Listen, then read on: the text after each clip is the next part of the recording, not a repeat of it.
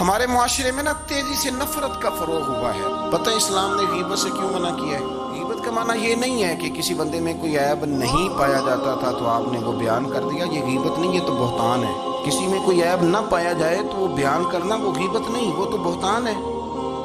غیبت کی تفصیل یہ ہے، تشریح یہ ہے، غیبت کی تعریف یہ ہے کہ کسی میں کوئی عیب پایا جاتا تھا، آپ نے وہ اس کی غیر موجودگی میں ڈسکس کیا تو اس کا نام غیبت ہے. وہ عیب تھا، آپ سچ ہی بول رہے تھے، آپ ٹھیک کہہ رہے تھے، وہ عیب واقعی تھا. اور اسلام اس کو پسند نہیں کرتا. اسلام کہتا ہے کہ اگر تم سمجھتا تھا یہ عیب ہے تو جا کے اس کی تبلیغ کر، اس کو بتا، اس کو کہہ میاں یہ غلطی چھوڑ دے، تو نے ڈسکس کیوں کیا؟ آپ کسی شخص کے پاس بیٹھیں اور کسی دوسرے آدمی کی تعریف کریں، کہیں کہ بڑا اچھا ہے، بڑا بامروت ہے، مہمان نواز ہے، با اخلاق ہے، وعدے کو وفا کرنے والا ہے، دیانتدار ہے، سچ بولتا ہے، آپ تعریفیں کریں. آپ کسی کے سامنے تعریف کریں گے نا تو بندہ کہے گا یار کسی دن ملاقات تو کرا. اور جب وہ ملے گا تو اس کی آنکھوں کے اندر ایک خاص کشش ہوگی، پیار ہوگا، ملنے کو جی چاہے گا، ایک خاص راحت ہوگی. یہ کب ہوگا؟ جب آپ نے کسی کی تعریف کر دی. لیکن اگر آپ کسی کی غیبت کریں گے، کسی کے بارے میں کہیں گے بڑا غلط ہے جی، لوٹ لیتا ہے جی، چور ہے جی، فاسق ہے جی، تو بندہ اگر کبھی مل بھی گیا تو اس سے سلام لینے کو دل. ہم نے پتہ کیا کیا، تیزی سے فروغ پایا ہے ہمارے ہاں نفرت کا ماحول. آپ کھول لیں، کوئی یوٹیوب کھول لیں، کوئی ایسا چینل کھول لیں، بس لڑائی ہے. فلانا فلانے سے لڑ رہا ہے، فلانا. مذہبی لوگوں کی میں منت کرتا ہوں کہ خدا را دین کو اس طرح کا ماحول تو نہ آپ دیں کہ لوگ کہیں کہ ان میں کوئی شے طے ہی نہیں. فلانا فلانے کا جواب دے رہا ہے، فلانا فلانے کا، بازاری زبان استعمال کی جا رہی ہے. اور ٹھیک ہے، مسلمات جو طے تھے لوگوں نے تو ان کو بھی چھیڑنا شروع کر دیا اور تضحیق کی جاتی ہے. لفظ اس طرح کے اختیار کیے جاتے ہیں کہ ویسے ہی وزادار آدمی بولنا پسند نہیں کرتا. کیا آپ اپنی شکل دکھا رہے ہیں کفر کو کہ یہاں نفرت ہی نفرت ہے؟ اور وہ باتیں جن کو بالکل چھیڑنا نہیں چاہیے تھا ان پر بھی آپ کلام کرتے ہیں. آپ نے کوئی چیز نہیں چھوڑی، اس پر آپ نے بحث نہ کی ہو، الجھایا نہ ہو، میلہ لگا دیا. اللہ جانے کوئی کیا بول رہا ہے. دعوت دین کون دے گا؟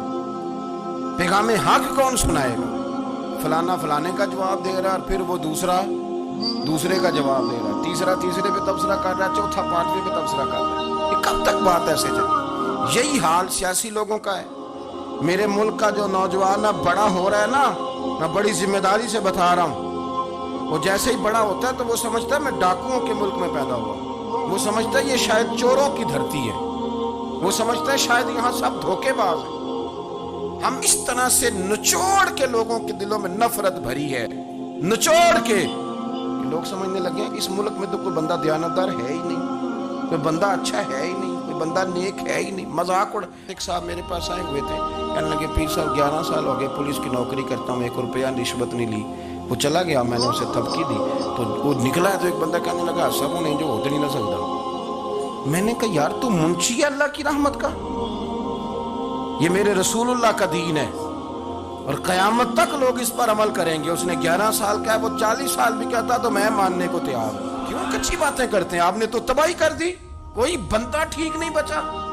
ایسے میلہ لگا ہوا ہے، اس دھرتی کو آپ برا کہتے ہیں، اس کو چوروں کی اور ڈکیت کی اور فراڈ لوگوں کی آپ دھرتی کہتے ہیں. یہ وہ دھرتی ہے جس نے داتا گنج بخش علی حجویری جیسے لوگ رکھے ہوئے ہیں. یہ وہ دھرتی ہے جہاں بابا فرید جیسے لوگ بستے ہیں. کیا بات کرتے ہیں صاحب؟ یہ اتنے بزرگ ترین لوگ یہاں بستے ہیں اور آپ کیا بات کرتے ہیں؟ دیکھیں، میں بالکل ہی غیر سیاسی اور غیر جانبدار رہتا ہوں ملکی معاملات میں، لیکن جس شخص نے پاکستان کو ایٹمی قوت بنانے کے لیے، اب تو بڑی عمارت ہو گئی ہے، غربت میں جس بندے نے کام شروع کیا تھا کہ ایٹمی طاقت بن جائے، اس نے کوئی کام کیا کہ نہیں کیا؟ آپ کو پاورفل بنایا کہ نہیں بنایا؟ کبھی تبصرہ ہوتا ہے اس پر بھی؟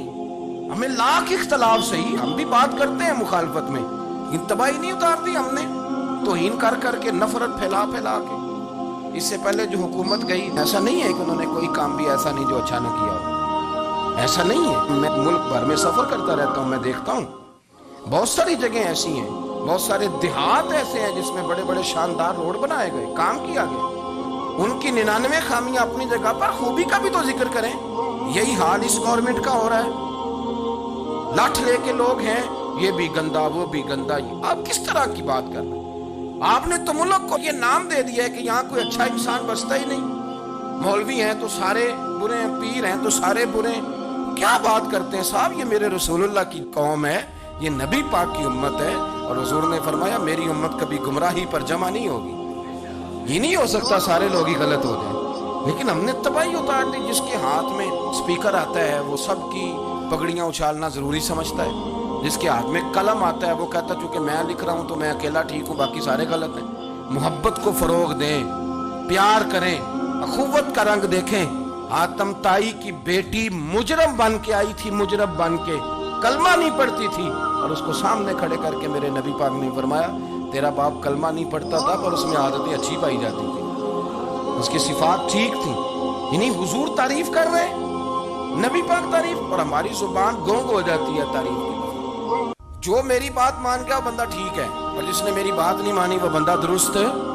ये गोंग हो जाता है हमारा मिजाज। अपनी जिंदगी में अच्छे अल्फाज